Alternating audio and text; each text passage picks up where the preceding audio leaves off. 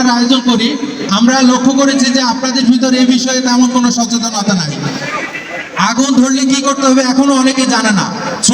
আগুন ছোট অবস্থায় থাকতে, বড় হলে তো আমরা থামাতে পারবো না বা নিভাতে পারবো না। ছোট অবস্থায় থাকতে কিভাবে আমরা আগুনকে নিয়ন্ত্রণ করবো এটা অনেকেই জানে, এবং আমাদের ফ্যাক্টরিতে সব জায়গায় এক্সটিংগুইশার দেওয়া আছে।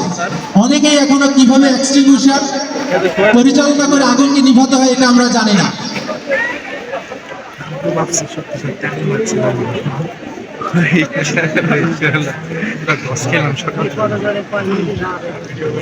ফায়ার ডিপার্টমেন্ট থেকে স্যাররা আসছে আমাদের গুরুত্বপূর্ণ দিক নির্দেশনা দেওয়ার জন্য। আমি সকলকে অনুরোধ করব তাদের কথাগুলো শোনার জন্য।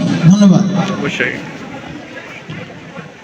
ধন্যবাদ জানাই প্রথমেই আকামিয়া কলেজকে আমাদের দাওয়াত করে এখানে আসার সুযোগ করে দেওয়ার জন্য। তো আমি প্রথমে দুঃখের কথাই বলি, আমি আগেও এখানে ফায়ার করেছি, আমি আর আগে এখানে 2বার আসছি। তো 2বারের তুলনায় আজকে লোকজন লাইন আপ হইতে কষ্ট হচ্ছে। আজকে কিন্তু রৌদ্রও নাই, বৃষ্টিও নাই, একটা শীতল দিন।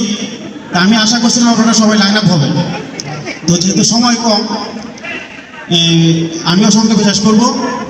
তো আমি Abu Saim Masum, senior station officer, পল্লী বিদ্যুৎ মরান ফায়ার স্টেশন, যেটা দিনাজপুর মরান ফায়ার স্টেশন হিসেবে পরিচিত। তো আমরা আজকে এখানে একত্রিত হয়েছি একটা আগুনজনিত দুর্ঘটনায় যদি ঘটে তাহলে আমরা কি করব তার বাস্তব একটা অনুশীলন করার জন্য। অনুশীলন মানে প্রকৃত ঘটনা নয়, এটা অনুশীলন। আর আগুন না, আগুনের একটা সিনারিও তৈরি করা।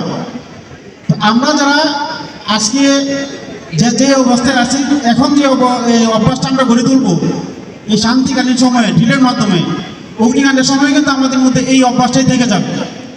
অনেকে বের হয় না, জানালা দিয়ে দেখে, অনেকেই যে দাঁড়ায় আছে বিভিন্ন জায়গায়, তারাই আগুন যখন লাগবে তারা তো এরকমই থাকবে। তো আমরা জানি আপনাদের আশেপাশে রানা বাজার ছিল, স্প্যাকট্রাম গার্মেন্টস ছিল, তাজরিন ফ্যাশন ছিল। ওইসব জায়গায় কিন্তু অগ্নিকাণ্ডজনিত দুর্ঘটনায় ভবন ধস